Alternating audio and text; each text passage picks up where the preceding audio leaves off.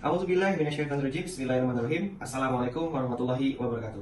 Selamat menyaksikan presentasi dari kami, kelompok yang terdiri dari Dr. Andi Emi Marlina, Dr. Dini Afrilia Ervinda, Dr. Rizka Ulfa, dan saya sendiri Dr. Gustaf Yansa, Ibu Dr. Farida Yuliati, SE SH MM. Dengan judul presentasi, e-bisnis sebagai solusi strategik untuk transisi netral karbon di Indonesia. Selamat menyaksikan. Yang dimana terdapat manfaat dengan adanya pemanfaatan e-bisnis terhadap kondisi lingkungan di sekitar kita. Ada benefit yang dimunculkan dari adanya e-bisnis, ialah pemanfaatan sumber daya yang lebih baik dan kemudian menghasilkan kondisi yang ramah lingkungan. Dan yang di sebelah ini ada potensi signifikan. Temuan penelitian menunjukkan bahwa e-bisnis memiliki potensi signifikan untuk mentransformasikan landscape perekonomian Indonesia menuju model pembangunan rendah karbon. Itu poin pentingnya. Dengan strategi yang diusulkan meliputi pengembangan infrastruktur digital hijau, optimasi logistik berkelanjutan, edukasi konsumen, inovasi kebijakan, dan pembangunan kapasitas teknologi.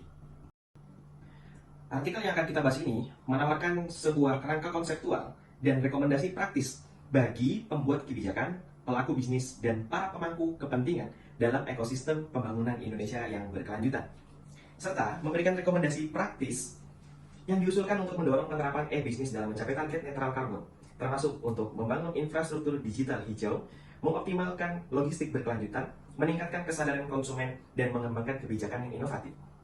Tentu Indonesia juga membuat kebijakan imigrasi yang pertama, adanya transparansi dan akuntabilitas dalam mengelola pergerakan manusia lintas batas, terutama dalam hal persyaratan visa, izin tinggal, serta ketentuan tentang pekerja asing yang diizinkan untuk bekerja di sektor-sektor tertentu di dalam negeri. Hal kedua yang harus diperhatikan oleh Indonesia dalam membuat kebijakan ialah adanya integrasi di tingkat regional maupun di tingkat global.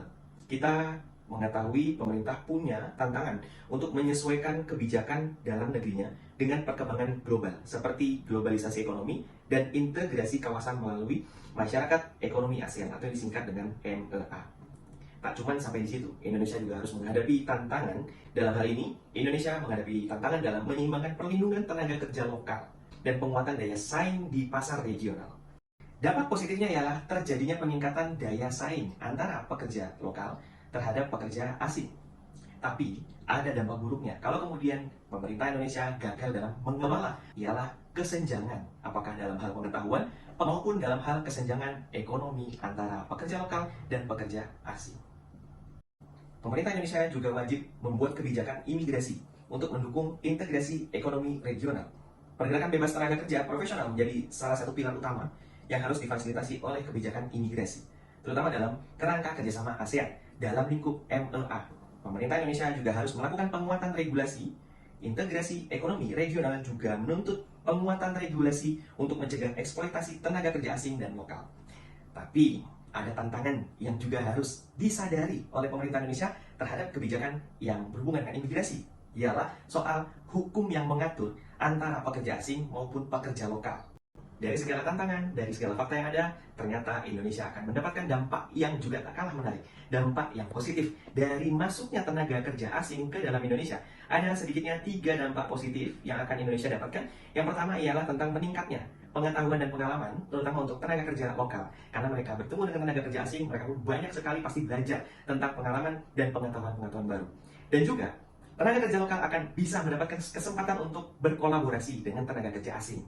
Mendapatkan inovasi digital, sudah pasti pekerja asing masuk dengan segala kecanggihan dan segala modernisasinya yang insya Allah akan dirasakan oleh kita masyarakat Indonesia. Kesimpulan yang bisa kami sampaikan ialah kebijakan imigrasi memiliki peran yang sangat signifikan dalam mempengaruhi berbagai sektor, baik dari sisi ekonomi maupun sosial. Kebijakan yang dirancang dengan baik dan bijaksana dapat memberikan manfaat yang besar, seperti mempercepat transfer teknologi, meningkatkan daya saing industri lokal, dan mengisi kekurangan tenaga kerja di sektor-sektor tertentu. Namun, keberhasilan kebijakan tersebut sangat bergantung pada bagaimana pemerintah dapat mengelola dan mengatur kedatangan tenaga kerja asing secara efektif, serta memastikan bahwa kebijakan tersebut tidak merugikan tenaga kerja lokal kita sendiri. Sekian yang bisa dapat kami sampaikan. Terima kasih atas perhatiannya. Mohon maaf atas segala kekurangan. Wabillahi taufiq wal hidayah. Wassalamualaikum warahmatullahi wabarakatuh.